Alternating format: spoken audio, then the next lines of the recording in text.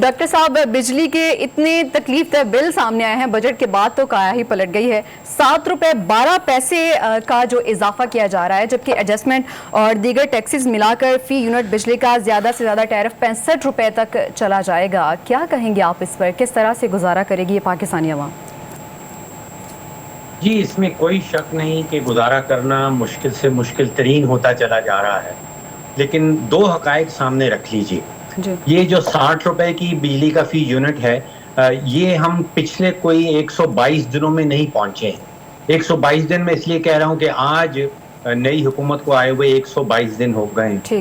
اگر یاد کریں تو 2008 میں جب جنرل مشرف صاحب جا رہے تھے تو وہ 8 روپے کا ایک یونٹ چھوڑ کے جا رہے تھے، تو یہ 8 روپے سے 50 55 60 روپے کا جو سفر ہے اس کو 16 سال لگے ہیں۔ تو یہ کہہ دینا کہ یہ بجٹ کے نتیجے میں یہ سب کچھ ہوا ہے، وہ حقیقت کے برعکس ہے۔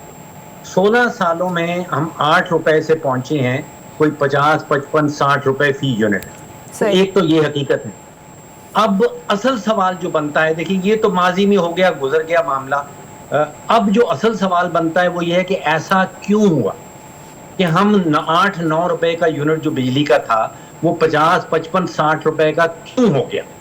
یہ سب سے امپورٹنٹ سوال اس وقت بنتا ہے۔ اور یہ اس لیے اتنا امپورٹنٹ سوال ہے کہ آپ یقین جانیے کہ توانائی کے سیکٹر میں جو اس وقت گردشی کردہ کھڑا ہے کوئی 6000 ارب کا، اگر کسی قسم کی اصلاحات نہ لائی گئی توانائی کے سیکٹر میں تو آپ یقین کیجئے یہ 6000 ارب کا گردشی کردہ جو ہے یہ پوری کی پوری معیشت کو لے ڈوبے گا۔ SIFC کچھ نہیں کر پائے گی معیشت کو بچانے کے لیے اگر ہم اصلاحات نہ لے کے آئے توانائی کے سیکٹر میں۔ اچھا، اب وہ جو سوال میں کہہ رہا تھا کہ ایسا کیوں ہوا، پہلے تو سب سے بڑی وجہ یہ ہے کہ چوری پاکستان میں بجلی کی بہت ہوتی ہے، اور جو چوری نہیں کرتا اس کو بل ان چوروں کا بھی دینا پڑتا ہے۔ بالکل۔ اور چوری کہاں ہو رہی ہے؟ دیکھیے، چوری سب سے زیادہ ہو رہی ہے پشاور الیکٹرک سپلائی میں، وہاں پہ تقریباً 40% بجلی جو ہے وہ چوری ہو جاتی۔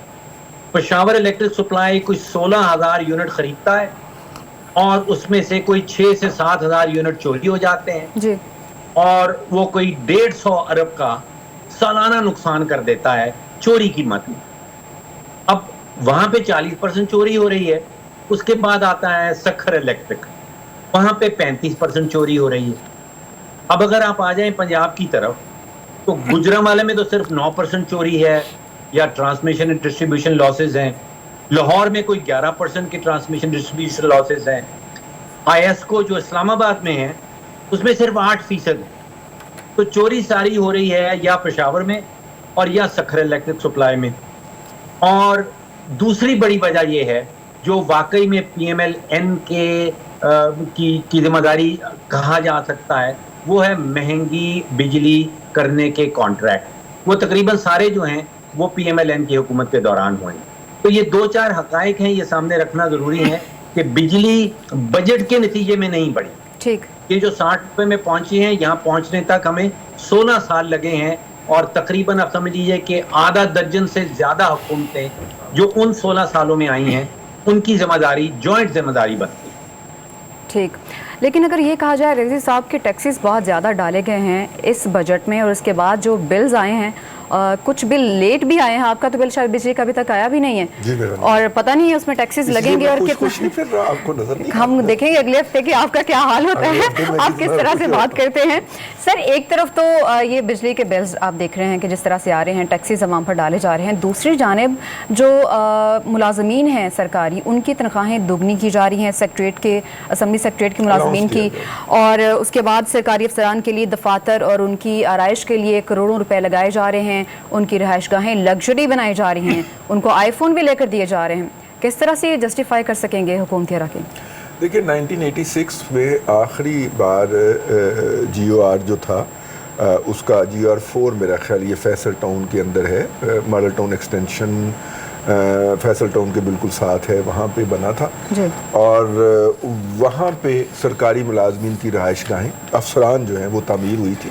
1986 کے بعد لاہور میں سرکاری ملازمین کی رہائش گاہیں تعمیر نہیں ہوئیں، حالانکہ سرکاری ملازمین کی تعداد اس کے مقابلے میں میرا خیال ہے اگر 4 گنا نہیں تو 3 گنا ضرور ہو گئی ہے 86 سے اب کے مقابلے کے اندر. تو یہ ضروری تھا, یہ کہیں نہ کہیں ہونا تھا. تو لاہور مطلب کہ اگر ہم دیکھیں تو چاروں ایک GOR1 ہے, GOR2 ہے, GOR3 ہے, GOR4 ہے, تو اب یہ ایک اور GOR گورنمنٹ آفیسرز ریزیڈنس بن رہی ہے. لیکن ظاہر ہے کہ ہمیں چونکہ بجلی کے بل سے صدمہ ہوا ہے تو ہمیں وہ اب ہر چیز چبھے گی. بالکل. ڈاکٹر صاحب نے فرمایا کہ 8 روپے کا یونٹ چھوڑ کے گئے تھے. مجھے یاد ہے جنرل ذوالفقار صاحب نے IPP سے نیگوسیشن کی تھی اور 0.5 سینٹ پر یونٹ بجلی کا ریٹ کم کروایا تھا, لیکن IPP جس کا کانٹریکٹ 15 سال کا تھا وہ انہوں نے بڑھا کے تو 30 سال کا کر دیا تھا یا شاید 20 سال کا کر دیا تھا. تو اس طرح کی جو حرکتیں ہم نے وقتاً فوقتاً کی ہیں. اور پھر دوسری بات یہ ہے کہ یہ جو پرانی ٹیکنالوجی والے IPPs تھے جن کو گیس فراہم کرنے کا بھی کانٹریکٹ تھا اور وہ کانٹریکٹ جو تھے وہ 2012 میں 15 میں 17 میں ختم ہو گئے تھے, ان کانٹریکٹس کو رینیو کر دیا گیا. مطلب 15 والے کا کانٹریکٹ ختم ہو گیا تھا, جان چھوٹ گئی, تو اس کو آگے 21 کے اندر ہم نے دوبارہ رینیو کر دیا. بھئی کیوں؟